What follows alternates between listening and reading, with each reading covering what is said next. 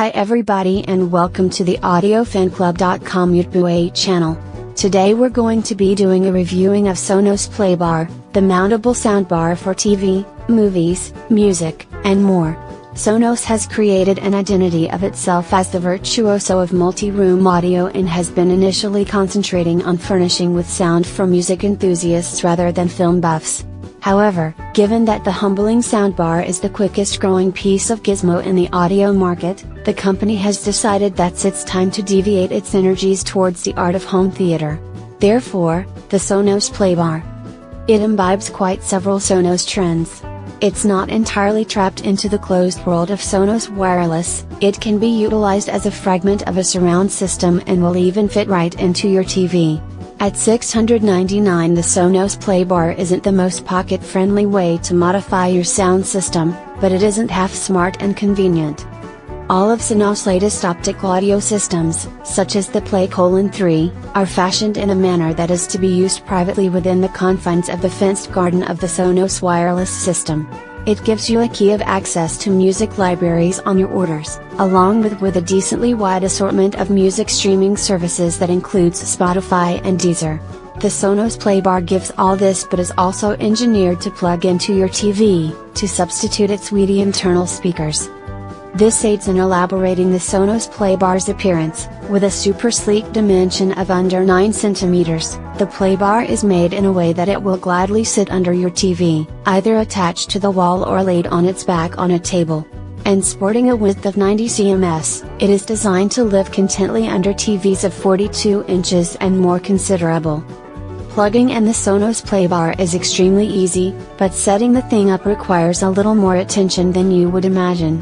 For starters, if you're not going to insert the Playbar straight into the router, you'll need a Sonos bridge, which facilitates Playbar's entry into your private wireless network. This may sound like a large number, but it's fairly typical and is a regular setup for what is, in reality, a 3.0 soundbar. Each of the left, right and center channels are equipped with 2 mid-range drivers and a tweeter, while the left/right tweeters are placed on the precipice of the bar at an approximately 45-degree angle to spray audio positional data as varied as possible. Given what the speakers have employed in it, the bass performance is pretty impressive too. For relatively punitive drivers, the Sonos Playbar can blare out mid-bass tones with a startling assertion. However, it struggles with low bass and sub-bass sound. The drop-off is enunciated and means that the Playbar in its isolation isn't quite enough to justify an explosive action movie. A subless system also shows a lack of warmth in comparison to a more traditional setup. That's where the Sonos sub is essential. The Sonos Playbar can be used easily in isolation, or you can complement the $699 Sonos subwoofer as a fragment of a 3.1 setup. You can additionally use a pair of Play:3 speakers to customize to a full 5.1 surround sound beast. However, this package that is for some a bit unfeasible will be a terrifying prospect. However, this is not exactly cheap. There's an investment here to make for the comfort, class, and quality that comes packed with a Sonos product, and we can't rebuff that you could get a better sounding 5.1 system at the same cost than what Sonos full setup would furnish. However, in its domain, it is the boss. The Sonos Playbar is a device that will unite your lounge, and that will let you do away with your remote controls and your old hi-fi in the trash.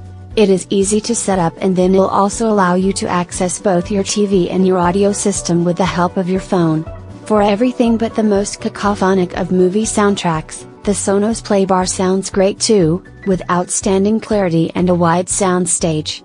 Sadly, all this convenience and minimalist Sonos style is not quite pocket-friendly at $699, a balking figure in itself that quickly rockets to around $2,000 should you feel like construct around the Playbar to reach its optimum 5.1 output. The Playbar is partly a soundbar, is a fragmented Dolby Digital audio system, so it is difficult for us to find one product that offers nearly the same experience. However, it's not difficult to assemble a system that sounds relatively better and provides the same function at lower prices. The best alternative is probably the Speakercraft CS3, $600.